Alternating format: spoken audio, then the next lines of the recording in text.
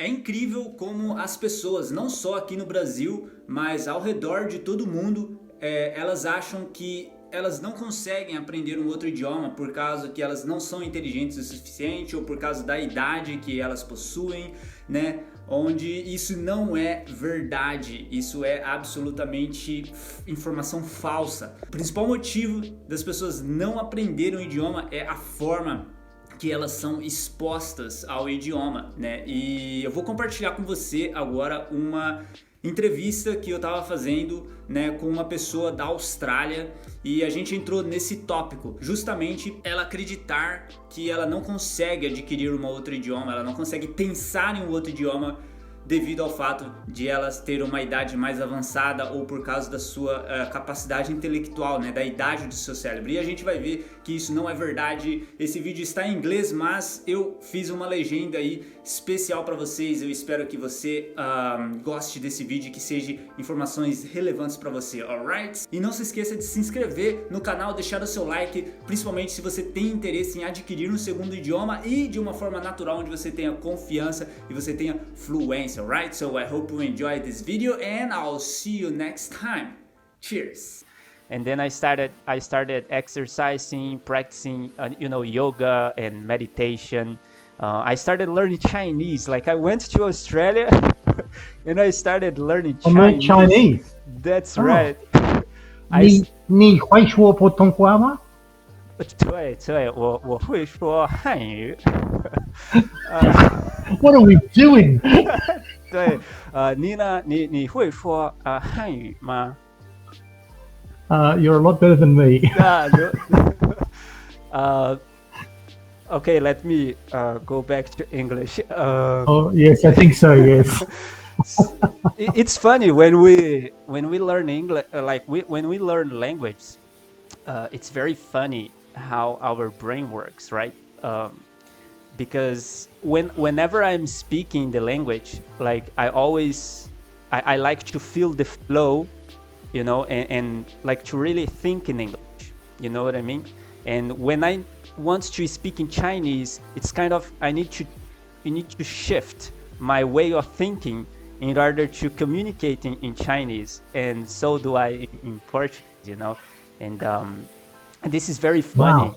This is very funny, and it's amazing because it gives me the freedom, to not think. I'm not thinking like in terms of grammar. I'm not translating in my head. I'm just thinking, okay, this is what I want to communicate, and how should I do that in English? And it would be different in Chinese and in Portuguese. So, But your English. May I ask how old you are, Leonardo? give it a guess. How old do you think I Oh, am? I'd say 27. 27. Oh man, you nail it! Wow. Good. So you have seen my age there, or No, you I haven't. didn't? Wow. No. So you are really No. good.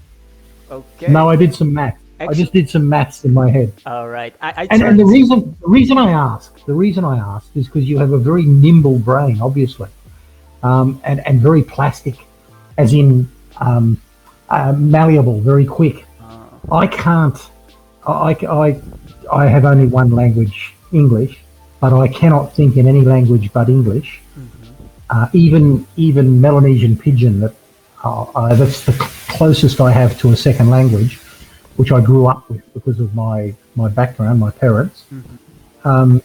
Even then, I have to translate from English to Pidgin, and I think that's because of the age of my brain compared to yours. I can see you switch. When you switched to Chinese, that was quite impressive. Okay.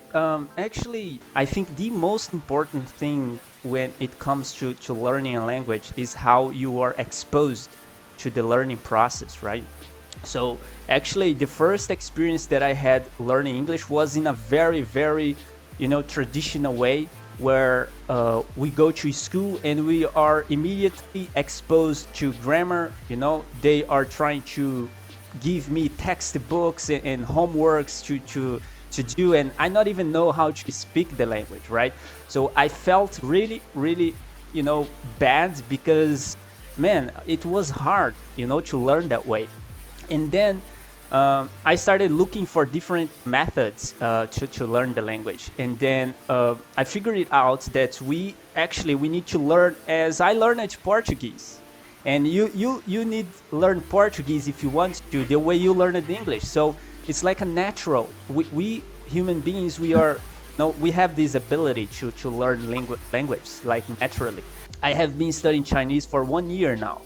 And I don't know how to read and write in Chinese, but I know how to speak Chinese, right? So I will worry about studying the grammar, Chinese grammar, and how to write and read, like maybe in a couple of months, because I will already know how to speak, So I'm just like a child. When I started learning how to write in Portuguese grammar, I was like 8 years old, So this, I think it's very, very important, because when you are being exposed like in a natural way, right, using your senses, like, simple, if I tell you that something is crispy, like it should give you like a sensation, a feeling, oh, okay, I know what it means, So that's not translating, it's like understanding through the feelings, through the senses. So this very, Absolutely. very amazing stuff.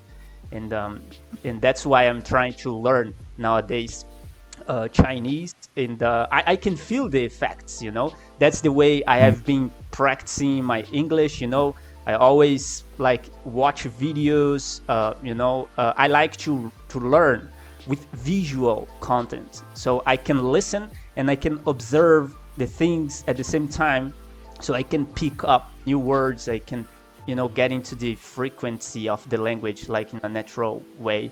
So that's, I think it's very, very powerful.